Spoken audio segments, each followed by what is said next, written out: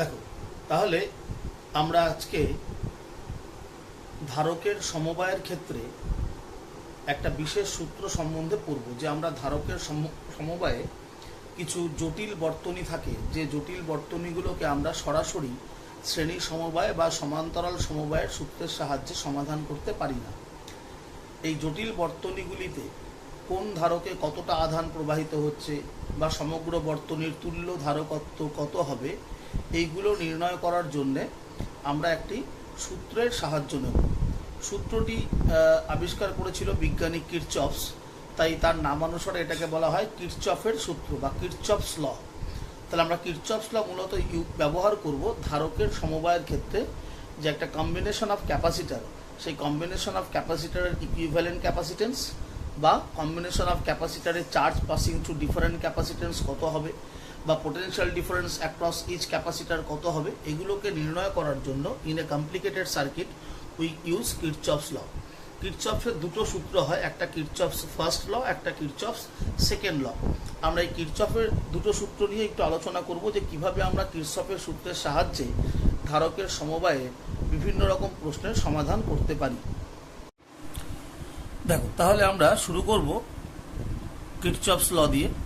তো আমরা প্রথম যে টপিকটা পড়ছি, দেখো, Kirchhoff's law for solving complex circuit of capacitors. এবার কিরচফের দুটো সূত্র আমি তোমাদের বললাম, একটা হচ্ছে কিরচফস ফার্স্ট ল, আর একটা হচ্ছে কিরচফস সেকেন্ড ল। আমরা প্রথমে ফার্স্ট লটা একটু বুঝি। ফার্স্ট লয়ে বলা হয়, দেখো, statement of the law, algebraic sum of all charges meeting at a point in a network should be zero. Algebraic sum অর্থাৎ বীজগাণিতিক সমষ্টি, অফ অল চার্জেস মানে সমস্ত আধানের, মিটিং অ্যাট এ পয়েন্ট যারা একটি বিন্দুতে মিট করবে, ইন এ নেটওয়ার্ক মানে একটা বর্তনীতে, সেটা হবে শূন্য। অর্থাৎ একটা বর্তনীর কোনো একটি বিন্দুতে যত আধান এসে মিলিত হবে সেই সমস্ত আধানগুলির বীজগাণিতিক সমষ্টি শূন্য হবে। Algebraic sum of all charges meeting at a point in a network should be zero. অর্থাৎ কোনো একটি নেটওয়ার্কের একটা নির্দিষ্ট বিন্দুতে যতগুলি আধান এসে মিলিত হবে তাদের বীজগাণিতিক সমষ্টি হবে শূন্য। এখন প্রশ্ন হচ্ছে, এই বীজগাণিতিক কথাটা কেন ব্যবহার করলাম, অ্যালজাব্রিক সাম?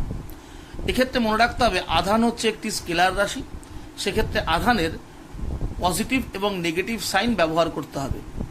তাহলে এখানে একটা চিহ্নের নিয়ম আমাদের মনে রাখতে হবে, কোথায় চিহ্নটা প্লাস হবে, কোথায় আধানের চিহ্নটা মাইনাস হবে। আমরা এখানে বলছি সমস্ত আধানগুলি যারা একটি বিন্দুতে মিলিত হবে। তাহলে যে বিন্দুতে আধানগুলি এসে মিলিত হলো, তাহলে যে সমস্ত আধানগুলি ওই নির্দিষ্ট বিন্দুর দিকে প্রবাহিত হবে তাদের জন্য ধনাত্মক চিহ্ন ব্যবহার করতে হবে, অর্থাৎ পজিটিভ সাইন। আর যারা ওই নির্দিষ্ট বিন্দু থেকে দূরে সরে যাবে তাদের জন্য ঋণাত্মক চিহ্ন, অর্থাৎ charges move towards the point is positive and charges move away from the point is negative. যেমন ধরো, এখানে একটা নেটওয়ার্কের একটা পয়েন্ট আছে, এই পয়েন্টে দেখো তিনটে আধান এসে মিলিত হয়েছে। Q1 একটা আধান আছে, একটা আধান বেরিয়েছে Q2, একটা আধান বেরিয়েছে Q3। তাহলে এই যে তিনটে আধান এখানে এই নির্দিষ্ট বিন্দুতে এসে মিলিত হলো, তাহলে এক্ষেত্রে দেখো Q1 আধানটা এই নির্দিষ্ট বিন্দুর দিকে যাচ্ছে, তাহলে Q1 এর জন্য চিহ্নটা হবে পজিটিভ। Q2 আধান নির্দিষ্ট বিন্দু থেকে দূরে সরে যাচ্ছে, তাহলে Q2 এর জন্য চিহ্নটা হবে নেগেটিভ। Q3 আধান সেটাও নির্দিষ্ট বিন্দু থেকে দূরে সরে যাচ্ছে, তাহলে Q3 এর জন্য চিহ্ন হবে নেগেটিভ। তাহলে এবার এই তিনটে আধানের অ্যালজাব্রিক সাম মানে বীজগাণিতিক সমষ্টি কি হবে, শূন্য। অর্থাৎ Q1 plus minus Q2, minus কেন দিলাম, কারণ Q2 আধানটাই নির্দিষ্ট বিন্দু থেকে দূরে সরে যাচ্ছে, প্লাস দিয়ে আবার মাইনাস Q3 কে মাইনাসে কেন নিলে, কারণ Q3 আধান ওই নির্দিষ্ট বিন্দু সেখান থেকে দূরে সরে যাচ্ছে, তাই জন্য Q2 আর Q3 মাইনাসে হবে আর Q1টা প্লাসে হবে। তাহলে তিনটে আধানের বীজগাণিতিক সমষ্টি কি হলো, শূন্য। তাহলে এখান থেকে আমরা অ্যালজাব্রিক নিয়মে কি পাচ্ছি, Q1 equal to Q2 plus Q3। তাহলে এরকম কোনো একটি আধানের কোনো নির্দিষ্ট বিন্দুতে যতগুলো আধান এসে মিলিত হবে, কোনো একটা বর্তনীর কোনো একটি নির্দিষ্ট বিন্দুতে, একটা নেটওয়ার্কের কোনো নির্দিষ্ট পয়েন্টে যতগুলো আধান এসে মিলিত হচ্ছে তাদের অ্যালজাব্রিক সাম কি হচ্ছে, জিরো। শুধু চিহ্নের নিয়মটা মনে রাখতে হবে, যে আধানগুলো নির্দিষ্ট বিন্দুর দিকে গতিশীল হবে বা প্রবাহিত হবে তাদের জন্য প্লাস, যারা নির্দিষ্ট বিন্দু থেকে দূরে সরে যাবে, those charge who move away from the fixed point সেগুলোর জন্য মাইনাস। তাহলে Q1 plus Q2 minus Q3 minus, তাদের অ্যালজাব্রিক সাম 0। এই যে কিরচফের প্রথম সূত্র, এই প্রথম সূত্র থেকে অ্যাকচুয়ালি কিভাবে আমরা দেখতে পাচ্ছি, দেখো প্রথম সূত্রে যেটা আমরা দেখছি যে আধানগুলো এই নির্দিষ্ট বিন্দুতে মিলিত হলো তাদের অ্যালজাব্রিক সাম 0। সেই কারণে এই সূত্রটাকে আমরা বলি conservation of charge, law of conservation of charge. তাহলে কার্সফের প্রথম সূত্র is basically the law of conservation of charge, মানে আধানের সংরক্ষণ সূত্র থেকে এটা এসছে যে যতটা আধান ঢুকছে ঠিক ততটা আধানই আবার বেরোচ্ছে। দেখো Q1 আধান প্রবেশ করছে আর বেরোচ্ছে কত, Q2 আর Q3। তো আমরা কি দেখছি, যে আধানটা ঢুকছে অর্থাৎ Q1 আর যে আধানগুলো দূরে সরে যাচ্ছে অর্থাৎ নির্দিষ্ট বিন্দু থেকে যারা বাইরের দিকে যাচ্ছে তাদের যোগফলের সাথে Q1টা সমান, মানে অন্তর্মুখী আধান ইজ ইকুয়াল টু বহির্মুখী আধান, ইনওয়ার্ড চার্জ ইকুয়াল টু বহির্মুখী আধান, মানে বাইরের দিকে যে আধানগুলো বেরিয়ে যাচ্ছে তাদের যোগফলের সাথে সমান। সেই জন্য আমরা বলি কার্সফের প্রথম সূত্র হলো আধানের সংরক্ষণ সূত্রের একটা বিকল্প রূপ। তাহলে একটা প্রশ্ন আমাদের করতে পারে পরীক্ষায় যে কার্সফ ফার্স্ট ল এটা কোন সূত্রের বিকল্প রূপ, যে কার্সফের সূত্র কোন সূত্রের বিকল্প রূপ, তাহলে তার উত্তর দেবে কার্সফের সূত্র আধানের সংরক্ষণ সূত্রের বিকল্প রূপ। তাহলে law Kirchhoff first law is a alternative form of conservation law of charge. Kirchhoff's first law is an alternative form of law of conservation of charge. The total inward charge Q1 and total outward charge Q2 plus Q3 both are equal. Total inward charge equal to total outward charge. That's why we say Kirchhoff's first law is an alternative form of conservation law of charge. তাহলে এটা হচ্ছে কার্সফের প্রথম সূত্রের গাণিতিক রূপ। তাহলে এবার আমরা দেখব কার্চফের সেকেন্ড ল বা কিরচফস সেকেন্ড ল। কিরচফস তার সেকেন্ড লয় কি বলছে দেখো, যে according to this law algebraic addition of potential difference in a close loop is 0। Algebraic sum of potential difference in a close loop is 0, অর্থাৎ একটা লুপের মধ্যে, একটা বর্তনীর একটা লুপের মধ্যে যে বিভিন্ন বিভব পার্থক্য সৃষ্টি হবে সেই বিভিন্ন বিভব পার্থক্যগুলির বীজগাণিতিক সমষ্টি 0। একটা বর্তনীর একটা নির্দিষ্ট লুপের মধ্যে বিভিন্ন ধারক থাকতে পারে, কোনো ব্যাটারি থাকতে পারে। এই বিভিন্ন ধারকগুলি এবং ব্যাটারির দুই প্রান্তে যে বিভব পার্থক্য সৃষ্টি হবে সেই বিভব পার্থক্যগুলির বীজগাণিতিক সমষ্টি হবে 0। সেই জন্য বলা হচ্ছে according to this law algebraic addition of potential difference in a close loop is 0। এই লটা অ্যাকচুয়ালি কিরচফস কোত্থেকে বললো, এই লটা কিরচফস বললো কনজারভেশন ল অফ এনার্জি থেকে। অ্যাকচুয়ালি বিভব পার্থক্য মানে হচ্ছে শক্তির পরিমাপক। বিভব পার্থক্য আমরা কার্য দিয়ে মাপি, কার্য হচ্ছে শক্তির পরিমাপক। তাই এই যে বিভব পার্থক্যগুলির বীজগাণিতিক সমষ্টি 0, তার মানে অ্যাকচুয়ালি মোট শক্তিটা 0। সেই জন্য আমরা বলি যে কিরচফ সেকেন্ড ল এসছে কনজারভেশন ল অফ এনার্জি থেকে। তাহলে কিরচফের দ্বিতীয় সূত্র হলো শক্তির সংরক্ষণ সূত্রের বিকল্প রূপ। Kirchhoff's second law is an alternative statement of conservation law of energy. এবারে কিরচফের সেকেন্ড লকে আমরা একটা বর্তনীতে কিভাবে ব্যবহার করতে পারি সেটা আমরা একটু দেখি। দেখো, ধরো এই যে একটি সার্কিট, এই বর্তনীতে দেখো C1 একটা ধারক আছে, C2 একটা ধারক আছে, C4 একটা আছে, C5 আর এখানে একটা C3 ধারক আছে। তোমরা ভালো করে দেখতে দেখো এই বর্তনীটা হুইস্টন ব্রিজের বর্তনীর মতন প্রায় দেখতে, 5টা ধারক আছে হুইস্টন ব্রিজ বর্তনীর মতন। আমি বলেছিলাম যে হুইস্টন ব্রিজ বর্তনীর ক্ষেত্রে এই C1 C2 আর C4 C5 এই পাশাপাশি ধারকগুলির অনুপাত যদি সমান হয় তাহলে আমরা মাঝের ধারক C3 কে অপসারিত করি। কিন্তু এমন অনেক ক্ষেত্রে ঘটতে পারে যে এই পাশাপাশি ধারকগুলির অনুপাত সমান নয়। যদি এই পাশাপাশি ধারকগুলির অনুপাত সমান না হয় তাহলে আমরা কিন্তু হুইস্টন ব্রিজের নীতি প্রয়োগ করতে পারবো না। সেক্ষেত্রে যদি আমাকে তুল্য ধারকত্ব নির্ণয় করতে হয় বা কোনো বিশেষ ধারকের মধ্যে দিয়ে প্রবাহিত আধানের পরিমাণ নির্ণয় করতে হয় বা কোনো বিশেষ ধারকের অ্যাক্রসে বিভব পার্থক্য বার করতে হয় তাহলে আমাদের তখন কার্সফের সেকেন্ড ল ব্যবহার করতে হবে। তাহলে হুইস্টন ব্রিজের অঙ্কের একটা লিমিটেশন আছে, যেখানে C1 C2 আর C4 C5 এই পাশাপাশি ধারকগুলির অনুপাত সমান হতে হয়। যদি এই ধারকগুলির অনুপাত সমান না হয় তাহলে আমরা এই ধরনের বর্তনীকে হুইস্টন ব্রিজের নীতির সাহায্যে সমাধান করতে পারবো না। সেক্ষেত্রে আমরা কার্সফের দ্বিতীয় সূত্র ব্যবহার করব। এটাই হচ্ছে কার্সফের দ্বিতীয় সূত্রের ইম্পর্টেন্সি বা গুরুত্ব। এবার দেখো, তাহলে এই যে বর্তনীটা আছে এখানের মধ্যে আমরা কিভাবে কার্সফের সূত্রটাকে লিখবো। কার্সফ কি বলছে যে কোনো একটা লুপের, লুপ মানে কোনটা, দেখো এই অংশটা হচ্ছে একটা লুপ, আবার এই অংশটা একটা লুপ।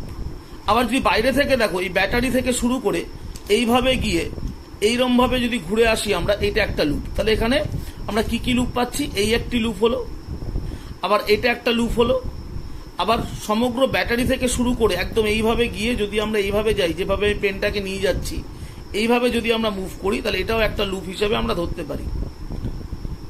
আবার এইভাবে দেখো, এই ব্যাটারি থেকে শুরু করে এইভাবে গিয়ে এইভাবে এসে যদি আমরা এইভাবে ঘুরি, তাহলে এটাও একটা লুপ হতে পারে। তাহলে এখানে আমরা সেইভাবে দেখলে মোট 4টে লুপ পাচ্ছি। এইটা একটা লুপ, এটা একটা লুপ, দুটো। এই ব্যাটারি থেকে শুরু করে একদম এই ওপরের বাহু ধরে যদি আমরা আবার ব্যাটারিতে ফিরে আসি, তাহলে এটা একটা লুপ, 3টে। আবার ব্যাটারি থেকে শুরু করে যদি আমি C4 C5 ধারক দিয়ে ঘুরে আসি, তাহলে এটা একটা লুপ, 4টে। তাহলে এবার প্রত্যেকটা লুপের ক্ষেত্রে কি বলা হচ্ছে, যে বিভব পার্থক্যগুলির বীজগাণিতিক সমষ্টি শূন্য। অর্থাৎ এই যে লুপটা, এটাকে আমি বলেছি 1 নম্বর লুপ, এটাকে বলছি আমি ধরো 2 নম্বর লুপ। তাহলে এই দুটো লুপের ক্ষেত্রে আমি কারশফের সূত্রটা কিভাবে লিখব?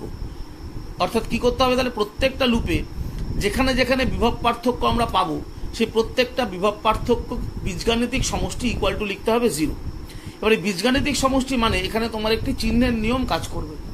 চিহ্নের ক্ষেত্রে মনে রাখবে, দেখো আমি দুটো লুপের মধ্যে অ্যান্টি ক্লকওয়াইজ ডিরেকশনে একটা অ্যারো দিয়েছি।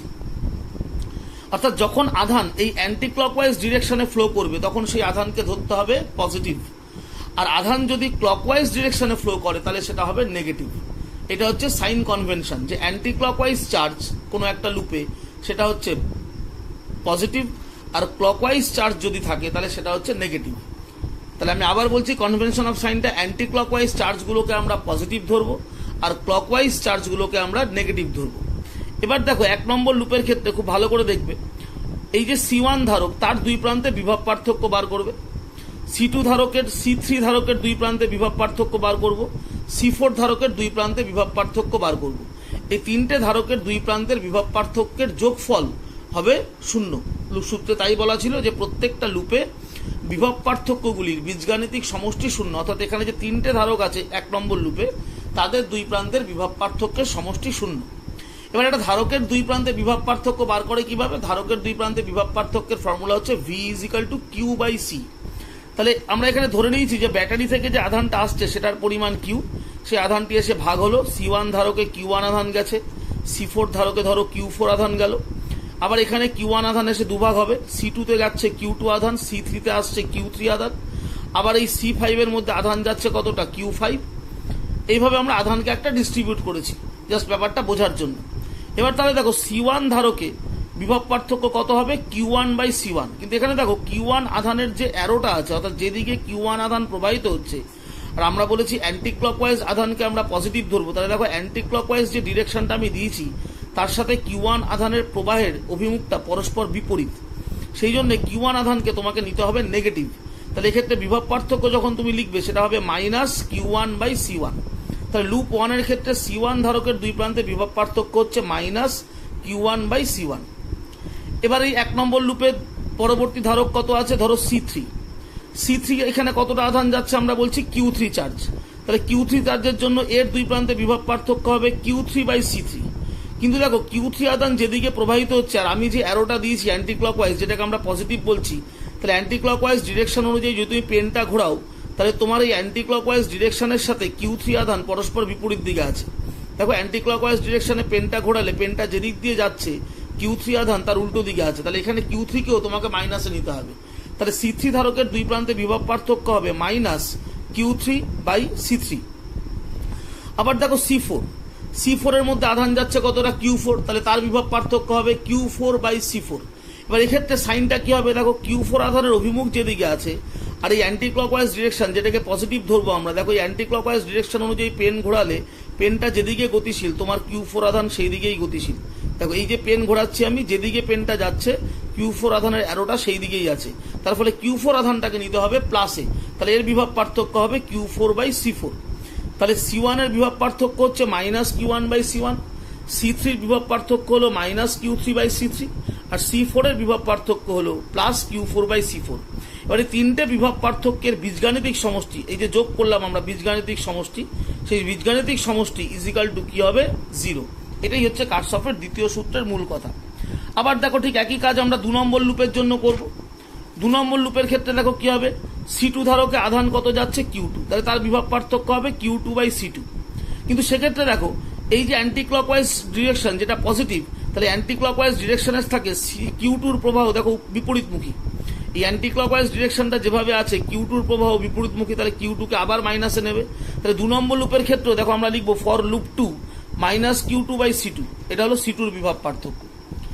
3 নম্বর ক্ষেত্রে দেখো কিউ3, এইটা C2 পরে C3, তাহলে এক্ষেত্রে দেখো কিউ3 আধানের প্রবাহ আর এই তোমার অ্যারো দেখো একই দিকে। এই অ্যারো অনুযায়ী যদি তুমি পেনটা ঘোরাও দেখো কিউ3 যে প্রবাহ, কিউ3 প্রবাহ আর তোমার অ্যারোর অভিমুখ সেম, তাহলে অ্যারোটা অ্যান্টি ক্লকওয়াইজ আছে, কিউ3ও ঠিক একই দিকে প্রবাহিত হচ্ছে। দেখো অ্যারো অনুযায়ী যদি পেনটা ঘোরাও কিউ3 অ্যারো আর তোমার পেনের মুভমেন্ট একই দিকে হলো, তাহলে কিউ3 পজিটিভ হবে। সেক্ষেত্রে আমার বিভব পার্থক্য লিখতে হবে প্লাস কিউ3/C3। এবার C5 ধারকে কত আধান যাচ্ছে Q5, সেটাও দেখো তোমার অ্যারোর সাথে একই অভিমুখে। এই অ্যারো অনুযায়ী অ্যান্টি ক্লকওয়াইজ পেনটা ঘোরালে Q5 এর অ্যারো আর তোমার পেনের মুভমেন্ট একই দিকে, তাহলে এখানেও বিভব পার্থক্যটা পজিটিভ হবে, অর্থাৎ Q5/C5।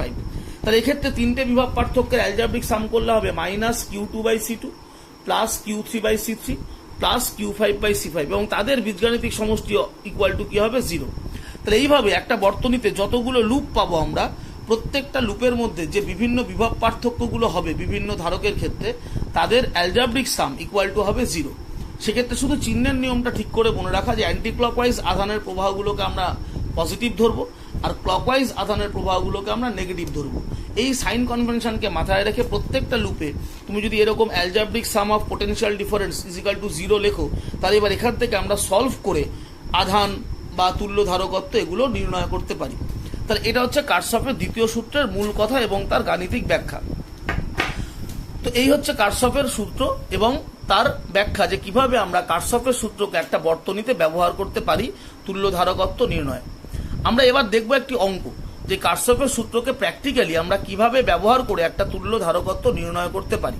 তা আগে কার্শফের সূত্রগুলো ভালো করে পড়তে হবে এবং তার ব্যাখ্যাটা যে কোন ক্ষেত্রে সাইনটা প্লাস, কোন ক্ষেত্রে সাইনটা মাইনাস, কার্শফের ফার্স্ট লটা কি বলছে, কার্শফের সেকেন্ড ল কি বলছে, এই যে কনসেপ্ট, এটাকে তুমি যদি ঠিকঠাক করে মাথায় রাখতে পারো তাহলেই তুমি এই সূত্র ব্যবহার করে নিউমেরিক্যাল বা অঙ্ক সলভ করতে পারবে। তো এরপরে আমরা একটা কার্শফের সূত্রের অঙ্ক দেখব।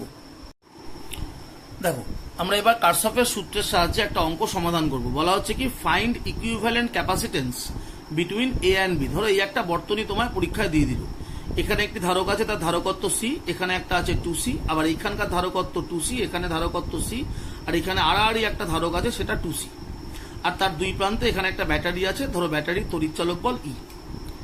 এবার এই বর্তনীটার আমাকে তুল্য ধারকত্ব বার করতে হবে। এখানে দেখো 5টা ধারক আছে, কিন্তু আমরা হুইস্টন ব্রিজের নীতি ব্যবহার করতে পারছি না। কেন? দেখো এদের অনুপাত নির্ণয় করলে অনুপাতটা মিলছে না। সি এর সাথে 2Cর অনুপাত 1:2, আর এখানে 2Cর সাথে সি এর অনুপাত 2:1। তাহলে আমাদের অনুপাতটা 1:2, এখানে হচ্ছে 2:1, তার ফলে আমার অনুপাতটা মিলছে না বলে আমরা এই অঙ্ককে হুইস্টন ব্রিজের নীতির সাহায্যে সলভ করতে পারবো না। এক্ষেত্রে আমরা তুল্য ধারকত্ব নির্ণয় করব কার্শফের সূত্র দিয়ে। তো আমরা ধরে নিচ্ছি যে এই ব্যাটারি থেকে যে আধানটা প্রবাহিত হচ্ছে সেটা ধরো কিউ। এবার কিউ আধান এখানে এসে ভাগ হবে, ধরো উপরের সি ধারক দিয়ে গেল Q1 আধান আর নিচের 2C ধারক দিয়ে গেল কত Q2 আধান। এবার যেহেতু দেখো এইখানে 2C আবার এইটাও 2C, তাহলে এই 2Cর মধ্যে যদি Q2 আধান ধরি, তাহলে এটা যেহেতু সেম ক্যাপাসিটেন্স, তাহলে এখানেও আমি আধানটা ধরবো Q2। আবার এখানে সিতে ধরেছি Q1 আধান, তাহলে এটা সেম ক্যাপাসিটেন্স, তাহলে এখানেও আধানটা ধরবো আমরা Q1। আর মাঝে যে ধারকটা আছে 2C, তার ক্ষেত্রে আমি ধরে নিলাম কতটা আধান যাচ্ছে Q3। এবার আমি তোমায় বললাম যে আমরা অ্যান্টি ক্লকওয়াইজ প্রবাহগুলোকে পজিটিভ ধরি, ক্লকওয়াইজ প্রবাহকে নেগেটিভ ধরি। সেই জন্য আমরা অ্যান্টি ক্লকওয়াইজ ডিরেকশনে দেখো অ্যারো দিয়ে দিলাম, অর্থাৎ এই অ্যারোটা হচ্ছে পজিটিভ ডিরেকশন। যে অ্যান্টি ক্লকওয়াইজ প্রবাহ পজিটিভ, তাহলে উল্টো দিকে প্রবাহ যখন হবে কোনো আধানের, তাহলে সেটা হবে নেগেটিভ।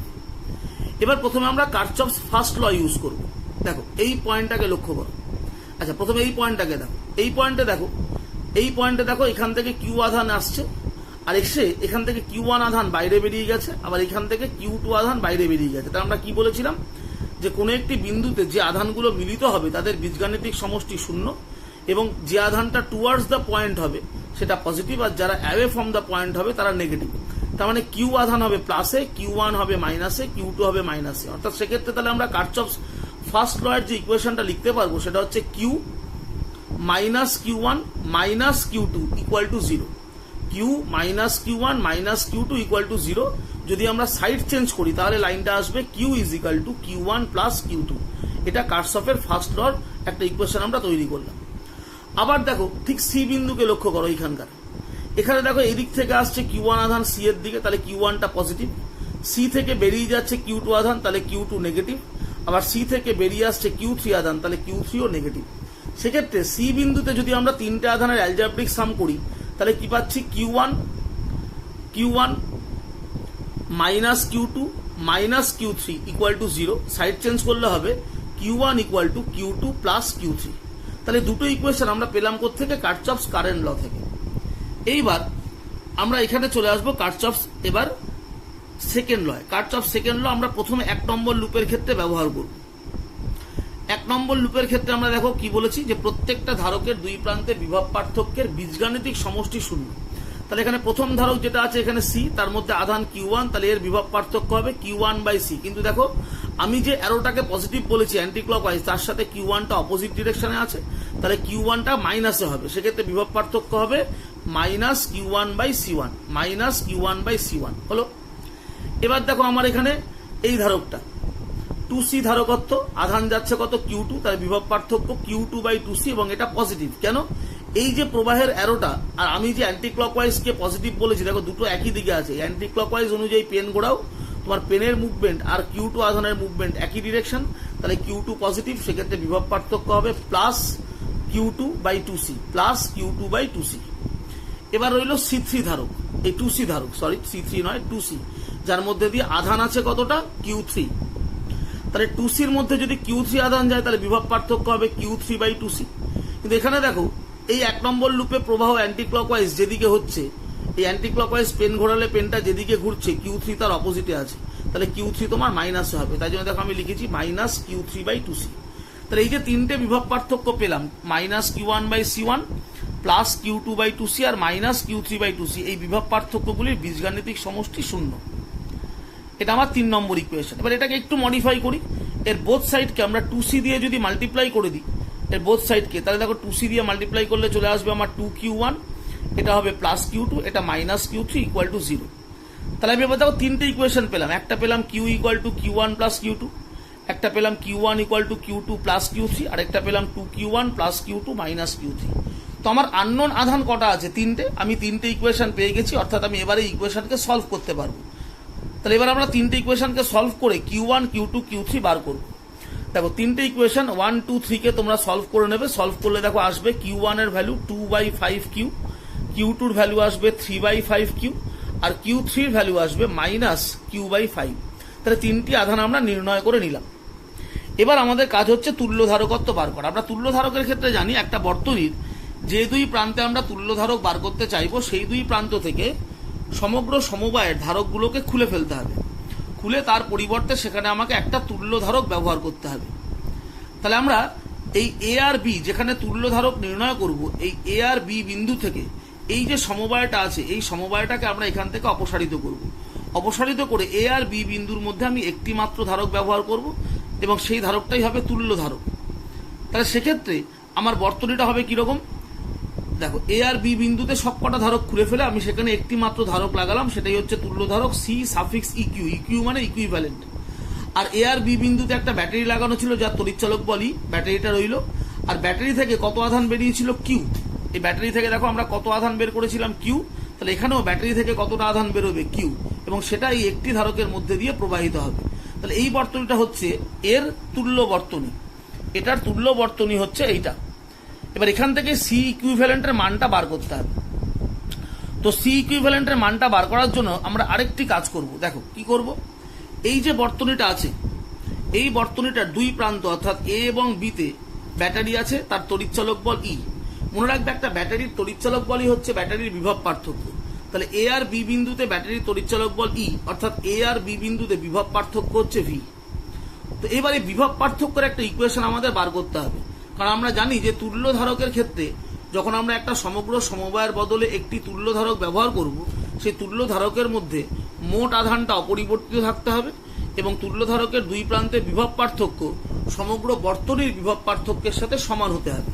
সেই জন্য এই যে বর্তনীটি আছে, তার দুই প্রান্তে যেহেতু আমরা একটা ব্যাটারি লাগিয়েছি, তার তড়িৎচালক বল ই, এবং এই তড়িৎচালক বলই হচ্ছে ব্যাটারির বিভব পার্থক্য, তাই এই বিভব পার্থক্যের একটা সমীকরণ আমাদের প্রয়োজন। সেই জন্য আমরা কি করব, আমরা একটা লুপ নেব। এখানে দেখো কোন লুপটা নিচ্ছি, এ এই এ থেকে শুরু করে কোথায় যাচ্ছি সিতে, সি থেকে আসছি কোথায় বিতে, বি থেকে আমি ব্যাটারি হয়ে আবার ফিরে আসছি এতে। এই লুপটা একটু আমরা ব্যবহার করব। এ থেকে সি, সি থেকে বি, বি থেকে ব্যাটারি হয়ে আবার আমি ফিরে আসলাম এতে। এই যে বাহ্যিক লুপটা, এই লুপটার ক্ষেত্রে দেখো যদি আমরা এবার ইকুয়েশনকে লিখি, তাহলে ইকুয়েশন আমাদের কার্চফ সেকেন্ড ল কি আছে, যে একটা লুপের সমস্ত বিভব পার্থক্যগুলির বীজগাণিতিক সমষ্টি শূন্য। তাহলে এখানেও ওই অ্যান্টি ক্লকওয়াইজ প্রবাহ হচ্ছে তোমার পজিটিভ আর ক্লকওয়াইজ প্রবাহ হচ্ছে নেগেটিভ। সেক্ষেত্রে তাহলে Q1 এর বিভব পার্থক্য Q1/C এটা হবে নেগেটিভ। এই C2C ধারকের ক্ষেত্রে বিভব পার্থক্য হচ্ছে Q2/2C সেটাও হবে নেগেটিভ। আর এই হচ্ছে ব্যাটারি। ব্যাটারির ক্ষেত্রে লক্ষ্য করো, আমরা যদি অ্যান্টি ক্লকওয়াইজ ডিরেকশনে পজিটিভ বলি, দেখো ভালো করে, এই অ্যান্টি ক্লকওয়াইজ ডিরেকশনে যখন আমি পেনটা ঘোরাচ্ছি আমার পেনটা ব্যাটারির পজিটিভ টার্মিনাল দিয়ে ঢুকছে। অ্যান্টি ক্লকওয়াইজ ডিরেকশনটা পজিটিভ, তাহলে অ্যান্টি ক্লকওয়াইজ ডিরেকশন অনুযায়ী পেন ঘোরালে পেনটা ব্যাটারির পজিটিভ প্রান্ত দিয়ে ঢুকছে। তাহলে মনে রাখবে যে কোনো একটা ব্যাটারির ক্ষেত্রে যদি তুমি পজিটিভ প্রান্ত দিয়ে ঢুকছো তাহলে সেক্ষেত্রে সেই ব্যাটারির তড়িৎচালক বল হয় নেগেটিভ। যেই যদি আমি অ্যান্টি ক্লকওয়াইজ পেনটা ঘোরাই, আমার অ্যান্টি ক্লকওয়াইজ ডিরেকশনটা পজিটিভ, তো দেখো আমি অ্যান্টি ক্লকওয়াইজ ডিরেকশনে পেনটা ঘোরালে আমার পেনটা ব্যাটারির পজিটিভ প্রান্ত দিয়ে ঢুকছে। এই পজিটিভ প্রান্ত দিয়ে যখন আমরা ঢুকবো অ্যান্টি ক্লকওয়াইজ ডিরেকশনে, তখন ব্যাটারির তড়িৎচালক বলটা নেবে নেগেটিভ। আর যদি তুমি নেগেটিভ দিক দিয়ে ঢুকতে, ধর একটা ব্যাটারি কোনো বর্তনীতে এমন ভাবে আছে যে তুমি অ্যান্টি ক্লকওয়াইজ ডিরেকশনে পেনটা ঘোরালে তোমার পেনটা ব্যাটারির নেগেটিভ প্রান্ত দিয়ে ঢুকছে, তাহলে সেই ব্যাটারির তড়িৎচালক বল দিতে হবে পজিটিভ। কি বললাম বুঝলে? পজিটিভ প্রান্ত দিয়ে ঢুকলে নেগেটিভ আর নেগেটিভ প্রান্ত দিয়ে ঢুকলে পজিটিভ। তাহলে এখানে কি হচ্ছে, তাহলে Q1 এর আধানের জন্য সি ধারকের বিভব পার্থক্য মাইনাস Q1/C1, Q2 আধানের জন্য 2C তে বিভব পার্থক্য মাইনাস Q2/2C। আর এই অ্যান্টি ক্লকওয়াইজ ডিরেকশনে যখন এই পেনটা ঘোরাচ্ছি তখন আমরা ব্যাটারির পজিটিভ দিক থেকে ঢুকছি, তাহলে এই যে তড়িৎচালক বল এটাই হচ্ছে ব্যাটারির বিভব পার্থক্য, তাহলে সেটা হবে মাইনাস ই। তাহলে আমরা তিনটে বিভব পার্থক্য পেলাম পুরো লুপটাতে, মাইনাস Q1/C, মাইনাস Q2/2C আর ব্যাটারির ক্ষেত্রে মাইনাস ই। তাহলে এদের যোগফল আবার হবে শূন্য। তাই জন্য আমি দেখো এখানে লিখেছি minus Q1/C minus Q2/2C minus E equal to 0। তাহলে সমগ্র বর্তনীর যে বিভব পার্থক্য অর্থাৎ তড়িৎচালক বল এ আর বি বিন্দুতে ব্যাটারির তড়িৎচালক বলটাই হচ্ছে এখানে বিভব পার্থক্য। তাহলে তড়িৎচালক বল বা বিভব পার্থক্যের সমীকরণ তাহলে কি হলো, E is equal two Q1/C plus Q2/2C। এবার এই তুল্য ধারকে চলে আসো। এই যে তুল্য বর্তনীটা আমরা তৈরি করলাম সেখানেও দেখো ব্যাটারি লাগিয়েছি ই, তার মানে এ আর বিতে এখানেও বিভব পার্থক্য বা তড়িৎচালক বল কত হলো ই। আর সমগ্র আধানটা ব্যাটারির কোথা দিয়ে যাচ্ছে, এই ধারকটা দিয়ে। তাহলে এবার এই ধারকে মোট আধান অপরিবর্তিত আছে আর ধারকের দুই প্রান্তে বিভব পার্থক্য আমার এই সমগ্র বর্তনীর বিভব পার্থক্যের সাথে সমান, অর্থাৎ তড়িৎচালক বল ই। তাহলে এখানে আমি এই তড়িৎচালক বল বা বিভব পার্থক্য কি লিখবো, তড়িৎচালক বল বা বিভব পার্থক্য ইকুয়াল টু Q/C। তাহলে আধান হচ্ছে এখানে Q আর তুল্য ধারকত্ব কত, C ইকুইভ্যালেন্ট। এবার এই ই আর এই ই দুটোই সমান, কারণ আমরা জানি তড়িৎচালক বল বা বিভব পার্থক্যের কোনো পরিবর্তন হবে না, তাহলে দুটোকে আমরা ইকুয়াল করে দিলাম। এবার দেখো যখনই আমরা দুটোকে ইকুয়াল করে দিলাম, এবার এখান থেকে দেখো কি এলো, Q/CQ equal to Q1/C plus Q2/2C। এবার Q1 Q2 জায়গায় এইখানে দেখো আমরা এই যে Q1 আর Q2 মান বার করে এসেছিলাম, এই Q1 Q2 মান আমরা এখানে Q1 আর Q2 জায়গায় বসিয়ে দিলাম। এবার তাহলে Q গুলো কেটে যাবে। এবার এটাকে সলভ করলে আমরা দেখো C ইকুইভ্যালেন্টের মান পাচ্ছি 10C/7, 10C/7 হচ্ছে আমার এই সমগ্র বর্তনীর তুল্য ধারকত্ব। তাহলে এই ধরনের অঙ্ক করার সময় আমাদের কার্চফ ভোল্টেজ ল এবং কার্চফের দ্বিতীয় সূত্র বা কার্চফের প্রথম সূত্র ব্যবহার করতে হবে।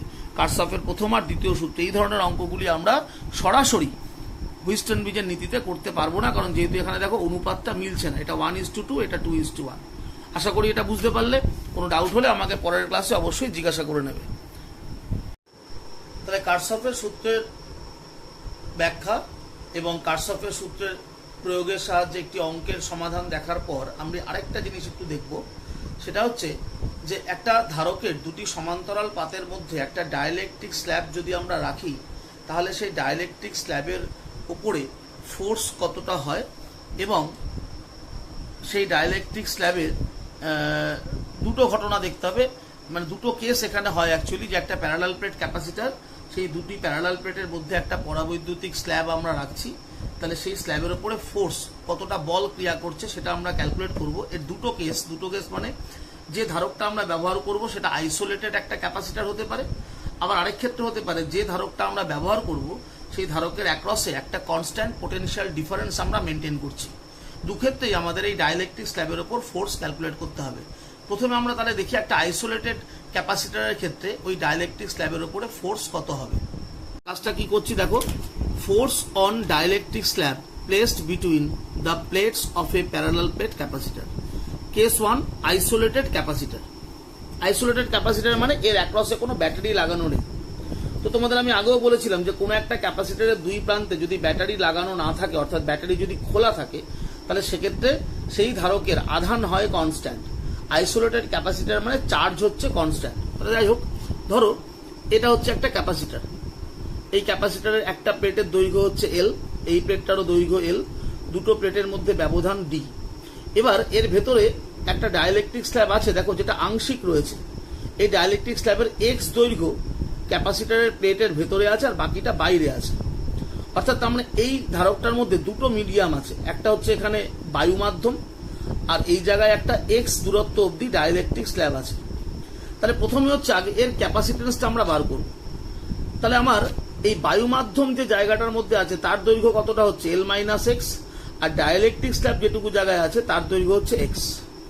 আরেকটা বিষয় এখানে ধরে নাও যে এই যে প্লেটগুলো, এই প্লেটগুলোর দৈর্ঘ্যটা হচ্ছে এল, তাহলে প্রত্যেকটা প্লেটের তো একটা প্রস্থ আছে। ধরো এই প্রতিটা প্লেটের প্রস্থ বা ব্রেথ হচ্ছে বি, যে লেন্থ অফ ইচ প্লেট আমি এল ধরছি আর লেন্থ আর ব্রেথ অফ ইচ প্লেট হচ্ছে বি। তার মানে প্রত্যেকটা প্লেটের পুরো টোটাল এরিয়াটা হবে এল বি। এবার তাহলে এখানে অ্যাকচুয়ালি দুটো ক্যাপাসিটার আছে। একটা ক্যাপাসিটার হচ্ছে বায়ু ক্যাপাসিটার, যেটা এইটুকু, যার দৈর্ঘ্য হচ্ছে এল মাইনাস এক্স আর উইডথ হচ্ছে কত, এই ব্যবধানটা দুটো প্লেটের মধ্যে ডি। আরেকটা পোর্শন হচ্ছে একটা ডাইলেকট্রিক মিডিয়াম আছে, যার লেন্থ হচ্ছে এক্স আর এই চওড়াটা অবশ্যই ডি। তাহলে এবার এর ক্যাপাসিটেন্সটা আগে বার করবো। দেখো ক্যাপাসিটেন্সটা কি হবে, এইটুকু অংশের ক্যাপাসিটেন্স কত হবে, এইটুকু অংশের ক্যাপাসিটেন্স হবে epsilon naught B into L minus X. L minus X হচ্ছে এই জায়গাটার দৈর্ঘ্য, তাকে প্রস্থ দিয়ে গুণ করলে তুমি এরিয়া পাবে। অ্যাকচুয়ালি আমাদের ফর্মুলা হচ্ছে epsilon naught A by D, A মানে এরিয়া। তো এইটুকু অংশের এরিয়া হবে প্লেটের এইটুকু জায়গার দৈর্ঘ্য এল মাইনাস এক্স আর এর প্রস্থটা হচ্ছে বি, তাহলে এরিয়াটা হবে L minus X into B. তাহলে এপসাইলন নট ইন্টু এরিয়া, এটা হচ্ছে area B into L minus X by D.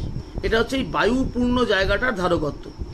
এবার ডাইলেকট্রিক স্ল্যাব যেটুকু অংশে আছে তার ধারকত্ব কত হবে, সেটা কে এপসাইলন নট। এবার এরিয়াটা হবে বি এক্স, কারণ এই জায়গাটার দৈর্ঘ্য হচ্ছে এক্স আর প্রস্থ যেটা আছে প্লেটের সেটা বি, তাহলে এরিয়া হবে B X by D. D হচ্ছে দুটো প্লেটের মধ্যে ব্যবধান। এবার এই অংশের ধারকত্ব আর এই অংশের ধারকত্ব যদি আমরা যোগ করে দিই তাহলে আমরা টোটাল ক্যাপাসিটেন্স পাবো। তাহলে total capacitance of this capacitor হয়ে গেল epsilon naught B L minus X by D plus K epsilon naught B X by D. এখান থেকে তুমি এপসাইলন নট বি বাই ডিটা কমন নিয়ে লাইনটা চলে আসছে, দেখো capacitance epsilon naught B by D bracket L plus X bracket K minus 1।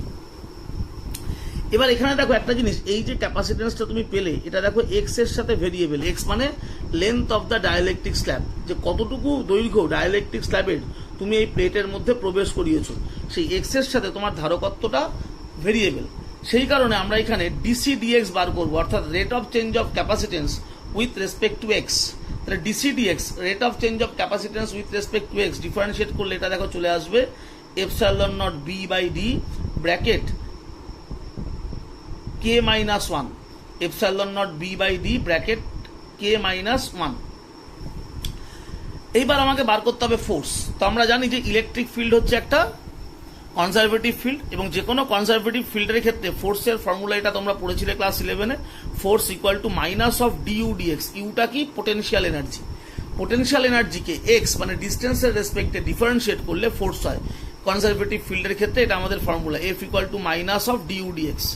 এবার ইউটা হচ্ছে পোটেনশিয়াল এনার্জি, তাহলে ইউর ফর্মুলা লিখবে এখানে half Q square by C. কেন, কারণ এই ক্যাপাসিটারটা হচ্ছে আইসোলেট ক্যাপাসিটার, আইসোলেট ক্যাপাসিটারের চার্জ কনস্ট্যান্ট হয়, সেই জন্য ইউ ইজ ইকাল টু লিখবে half Q square by C. তাহলে আমরা এফ ইকাল টু পাচ্ছি দেখো minus of DDX of U, ইউর জায়গায় half Q square by C put করলে। এবার এটাকে ডিফারেন্সিয়েট করো, ডিফারেন্সিয়েট করলে হবে plus half Q square by C square DC DX. এবার এই ডিসি ডিএক্স এর জায়গায় ডিসি ডিএক্স এর এই মানটা বসিয়ে দেওয়া হলো, তাহলে পেয়ে গেলে ফোর্স হচ্ছে এইটা। এইবার এখানে দেখো একটা কিউ আছে একটা সি আছে। এবার এই সি এর জায়গায় আমাদের এই সি এর মানটা বসাতে হবে। এই যে সি এর মানটা আমরা বার করেছি, এই সি এর মানটা আমরা এই সি এর জায়গায় বসাবো। বসালে আমাদের এই লাইনটা চলে আসবে, F equal to Q square epsilon naught B কে মাইনাস 1 নিচে 2d, আর সি এর জায়গায় সি এর এই মানটা বসিয়ে হোল স্কোয়ার করে দিলাম। সি এর মানটা স্কোয়ার হবে। এবার এটাকে তুমি সিম্পলিফাই করো, করলে তোমার ফোর্সের রাশিমালা আসবে কিউ স্কোয়ার ডি ব্র্যাকেট কে minus one 2 epsilon naught B bracket L plus X কে মাইনাস ওয়ান এর হোল স্কোয়ার। তাহলে এটা হচ্ছে এই যে ডাইলেকট্রিক স্ল্যাব যেটা এক্স পরিমাণ ঢোকানো হয়েছে তার উপরে ক্রিয়াশীল বলের রাশিমালা। এবার যদি তুমি বলো যে ডাইলেকট্রিক স্ল্যাবটাকে পুরো ঢুকিয়ে দেবে, তাহলে সেক্ষেত্রে কিছুই না, তখন এই যে ফর্মুলাটা এসছে এই ফর্মুলাতে এক্স এর জায়গায় তোমাকে এল বসাতে হবে। যদি তোমাকে সমগ্র ডাইলেকট্রিক স্ল্যাবটাই ভেতরে ঢুকিয়ে দেওয়া থাকে যে পুরো এল দৈর্ঘ্য জুড়েই একটা ডাইলেকট্রিক স্ল্যাব আছে, সেক্ষেত্রে ডাইলেকট্রিক স্ল্যাবের উপরে তোমাকে ফোর্স ক্যালকুলেট করতে হবে, তখন এই ফর্মুলাটাতে এক্স এর জায়গায় তুমি এল বসাবে। তাহলে এটা হচ্ছে একটা আইসোলেট ক্যাপাসিটার, তার ভেতরে আংশিকভাবে যদি একটা পরাবৈদ্যুতিক মাধ্যমকে আমরা প্রবেশ করাই তার উপরে ক্রিয়াশীল বলের রাশিমালা। এবার কোশ্চেন হচ্ছে যদি আমার এই ক্যাপাসিটারটা আইসোলেট না হয়, আমরা এর অ্যাক্রসে যদি একটা কনস্ট্যান্ট ভোল্টেজ মেনটেন করি, তাহলে সেটা দেখি। সেটা হচ্ছে case 2, a constant potential difference, এটা পোটেনশিয়াল ডিফারেন্স হবে PD, a constant potential difference maintained across the capacitor, অর্থাৎ এই দুটো প্লেটের মাঝে আমি একটা কনস্ট্যান্ট বিভব পার্থক্য মেনটেন করব, তাহলে ফোর্সটা কত হবে? ক্যাপাসিটারটা একই আছে, তাহলে এখানে এর যে ধারকত্ব, সেটা আগে যে ধারকত্ব আমরা পেয়েছিলাম C epsilon naught B by D L plus X কে মাইনাস ওয়ান, এটাই হবে এর ধারকত্ব। সেটা আর আলাদা করে এখানে করলাম না, একবারে লিখে দিলাম। তাহলে এই যে ধারকটা আমার এখানে আছে তার ধারকত্ব হচ্ছে C epsilon naught B by D L plus X কে মাইনাস ওয়ান, এটা 1 নম্বর ইকুয়েশন। এখানেও যেহেতু সিটা এক্স এর সাপেক্ষে পরিবর্তনশীল, তাই জন্য আমরা ডিসি ডিএক্স বার করছি, অর্থাৎ rate of change of capacitance with respect to distance, D C D X 2 নম্বর ইকুয়েশন এটা। এইবার দেখো, আমরা জানি কোন একটা ধারকের ক্ষেত্রে যদি আমরা কিউ আধান দিই তাহলে কিউ ইকুয়াল টু কি হয়? সিভি। তাহলে এটাকে যদি আমরা ডিফারেন্সিয়েট করি ধারকের মূল formula Q equal to CV কে, তাহলে কি হচ্ছে? DQ equal to V DC. ভিটা এখানে কনস্ট্যান্ট, কারণ আমরা এখানে একটা কনস্ট্যান্ট পোটেনশিয়াল ডিফারেন্স মেনটেন করছি, সেই জন্য ভি কনস্ট্যান্ট, তাহলে ডিকিউ হলো ভি ডিসি। তাহলে ডিকিউ পেয়ে গেলে তুমি ভি ডিসি। এইবার প্রশ্ন হচ্ছে এখানে কার্য কতটা হলো? এখানে মনে রাখতে হবে কার্য দুটো হবে, একটা হচ্ছে এই যে কনস্ট্যান্ট পোটেনশিয়াল ডিফারেন্স তুমি মেনটেন করছো, এই কনস্ট্যান্ট পোটেনশিয়াল ডিফারেন্স মেনটেন করার জন্য একটা কৃতকার্য হবে, আর একটা কৃতকার্য হবে সেটা হচ্ছে এই ডাইলেকট্রিক স্ল্যাবের জন্য, কারণ ডাইলেকট্রিক স্ল্যাবের মধ্যে একটা ফোর্স কাজ করছে, সেই ফোর্সের দ্বারা একটা কার্য হবে, আর বিভব পার্থক্যের জন্য একটা কার্য হবে। তাহলে প্রথমে বিভব পার্থক্যের জন্য কার্যটা আমরা বার করি, ওয়ার্ক ডান বাই ব্যাটারি। এই ব্যাটারি কতটা কার্য করছে to maintain a constant potential difference.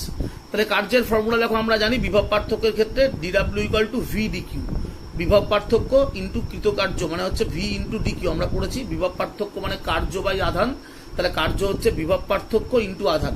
তাহলে ডিডাব্লিউ1 এটা হচ্ছে ব্যাটারির কার্য, কারণ ব্যাটারি দিয়ে আমি বিভব পার্থক্যকে মেনটেন করছি, তাহলে ব্যাটারির দ্বারা কৃতকার্য ডিডাব্লিউ1 ইকুয়াল টু হবে ভি ডিকিউ। ডিকিউর জায়গায় ডিকিউর মানটা যদি আমরা বসিয়ে দিতেই পারি, এখানে ডিকিউর মানটা দেখবে পরে আমি বসিয়ে দেবো ডিকিউর জায়গায়, তাহলে সেটা হবে ভি স্কোয়ার ডিসি। এখন এখানে বসাচ্ছি না, এখানে আমি ভি ডিকিউই রাখছি। আরেকটা কার্য হবে ফোর্স। তো ধরা যাক এই যে ডাইলেকট্রিক স্ল্যাবটা এর উপরে কতটা ফোর্স কাজ করছে? এফ। তাহলে ওয়ার্কডানটা সেটা হবে কত? Minus F dx. মাইনাস কেন লিখলাম? কারণ এখানে যে ইলেকট্রিক ফিল্ডটা কাজ করবে দুটো প্লেটের মধ্যে, এটা হচ্ছে কনজারভেটিভ ফিল্ড। কনজারভেটিভ ফিল্ডে ওয়ার্ক ডান নেগেটিভ হয়, তোমরা গ্র্যাভিটেশনও পড়েছো, কনজারভেটিভ ফিল্ড গ্র্যাভিটেশনাল ফিল্ড, সেখানে ওয়ার্ক ডান নেগেটিভ হতো। তাহলে এখানেও যেহেতু দুটো ধারকের মধ্যে যে ইলেকট্রিক ফিল্ড সেটা কনজারভেটিভ, তাহলে ওয়ার্ক ডানটা নেগেটিভ হবে, সেই জন্য ডিডাব্লিউ2 যেটা কিনা এই ডাইলেকট্রিক স্ল্যাবের যে ক্রিয়াশীল বল তার দ্বারা যে কার্যটা হবে সেটা হবে DW two equal to minus F DX. তাহলে এবার পোটেনশিয়াল এনার্জিটা কত পেলাম? পোটেনশিয়াল এনার্জি মানে মোট কার্য, তাহলে মোট কার্যটাই পোটেনশিয়াল এনার্জি, অর্থাৎ ডিডাব্লিউ1 প্লাস ডিডাব্লিউ2, তার মানে ভিডিকিউ মাইনাস এফ ডিএক্স। এবার দেখো এই ডিকিউর জায়গায় আমি বলেছিলাম যে আমি ভিডিসি বসাবো, দেখো বসিয়ে দিয়েছি, তাই হয়েছে ভি স্কোয়ার ডিসি, আর এখানে মাইনাস এফ ডিএক্স। বোথ সাইডকে ডিএক্স দিয়ে ডিভাইড করে দিয়েছি, ডিউ বাই ডিএক্স, এটা V square DC dx minus F. এবার এই ডিসি ডিএক্স এর জায়গায় আমরা এই ডিসি ডিএক্স এর মানটা বসাবো। তাহলে ডিসি ডিএক্স এর মানটা যদি দেখো আমরা এবার বসাই এখানে, এই যে আমরা ডিসি ডিএক্স এর এখানে দেখো মানটা বসাবো। এফ ইজিক্যাল টু আগে লিখে নিলাম, এখানে এফটা আমার ছিল দেখো ডান পাশে, আমি এফটাকে বাঁ পাশে নিয়ে এসেছি, নিয়ে এসে আমরা ফর্মুলাটাকে আবার লিখেছি V square DC dx minus D U dx. এবার আমি D C dx minus D U dx, এবার ভালো করে দেখো ডিউ ডিএক্সটা বার করছি। এখানে ইউর মানটা তুমি লিখবে হাফ সি ভি স্কোয়ার, আগের বার লিখেছিলে half Q square by C, এবার লিখছো হাফ সি ভি স্কোয়ার। কেন? এখানে তুমি বিভব পার্থক্যকে কনস্ট্যান্ট রেখেছো, আমরা একটা মেনটেন করছি কনস্ট্যান্ট পোটেনশিয়াল ডিফারেন্স। তো বিভব পার্থক্য কনস্ট্যান্ট যেখানে থাকে সেখানে এনার্জির ফর্মুলা লিখতে হয় হাফ সি ভি স্কোয়ার। তাহলে এবার এটাকে যখন ডিফারেন্সিয়েট করবো ডিউ ডিএক্স করার জন্য সেটা হবে V square by two D C D X. তাই ডিউ ডিএক্স এর জায়গায় হবে V square by two D C D X. তাহলে এখান থেকে ক্যালকুলেট করলে হলো V square by two into D C D X, এই দুটোকে বিয়োগ করলে এবার ডিসি ডিএক্স এর জায়গায় আমরা এই যে ডিসি ডিএক্স মানটা পাচ্ছি, এইখানে দেখো ডিসি ডিএক্স আমাদের বার করা ছিল 2 নম্বর ইকুয়েশনে, এই ডিসি ডিএক্স এর মানটা আমরা এখানে বসিয়ে দেবো। বসিয়ে দিলে আমি ফোর্সের রাশিমালা পেয়ে যাচ্ছি হাফ এপসাইলন নট বি কে minus 1 V square by D. এবং ভালো করে লক্ষ্য করো এই যে ফোর্সের রাশিমালাটা এসছে এটাতে দেখো এক্স নেই, এটা এক্স নিরপেক্ষ একটা রাশি, অর্থাৎ তার মানে আমরা এক্ষেত্রে এই ডাইলেকট্রিক স্ল্যাবটাকে আংশিকভাবে ভেতরে প্রবেশ করাই বা সম্পূর্ণ ভেতরে প্রবেশ করাই, এই ফোর্সের ফর্মুলার কোনো পরিবর্তন হবে না। এখানে এই ফর্মুলাটা এক্স নিরপেক্ষ। তাহলে আংশিকভাবে প্রবিষ্ট একটা ডাইলেকট্রিক স্ল্যাব যেটা আংশিক ভেতরে ঢোকানো হচ্ছে, পার্টলি যেটা ভেতরে ঢোকানো আছে পার্শিয়ালি, তার জন্য ফোর্স যা হবে। আর একটা ডাইলেকট্রিক স্ল্যাবকে যদি আমি সম্পূর্ণভাবে ওই দুটো প্লেটের মধ্যে প্রবেশ করাই তাহলেও ফোর্স একই হবে। এখানে ফোর্সের রাশিমালা এক্স এর উপর নির্ভর করে না। আর যেখানে আমার দেখো আইসোলেট ক্যাপাসিটার ছিল সেখানে ফোর্সের রাশিমালাটা দেখো এক্স এর উপর নির্ভর করছে। ফলে এই ক্ষেত্রে যেখানে আইসোলেট ক্যাপাসিটার, এক্ষেত্রে এই ডাইলেকট্রিক স্ল্যাবটা আংশিক প্রবেশ করলে ফোর্স যা হবে, সম্পূর্ণ প্রবেশ করলে ফোর্সের মান ভিন্ন হবে। কিন্তু যেখানে বিভব পার্থক্যকে কনস্ট্যান্ট রাখছি সেই ক্ষেত্রে আমাদের ফোর্স এক্স এর উপর নির্ভর করে না। অর্থাৎ এখানে আংশিকভাবে একটা ডাইলেকট্রিক স্ল্যাব যদি রাখা হয় তাহলেও যতটা ফোর্স হবে, ডাইলেকট্রিক স্ল্যাবটা সম্পূর্ণভাবে যদি আমরা দুটো প্লেটের মধ্যে প্রবেশ করিয়ে দিই তাহলেও ফোর্স আমরা সেম পাবো। তাহলে এই হচ্ছে দুটো আমাদের নিউমেরিক্যাল বা দুটো থিওরি। এটা দিয়ে অঙ্কও দেয়, অঙ্ক দিলে তুমি সরাসরি ফোর্সের ফর্মুলাগুলো ব্যবহার করে অঙ্ক করতে পারো। আর যদি প্রুভ করতে দেয় তোমাকে এটা প্রুভ করতে হবে। তো এই থিওরিটা একটু ভালো করে প্র্যাকটিস করো, বা নিউমেরিক্যালের জন্য এই ফর্মুলাটা আমাদের লাগে। ঠিক আছে, তাহলে এটা ভালো করে দেখে নিও কার্চফস ল এবং এই ফোর্সের ক্যালকুলেশনটা। যদি কোনো ডাউট থাকে তাহলে আমাকে ফোন করতে পারো বা আমাকে নেক্সট ক্লাসেও জিজ্ঞাসা করতে পারো।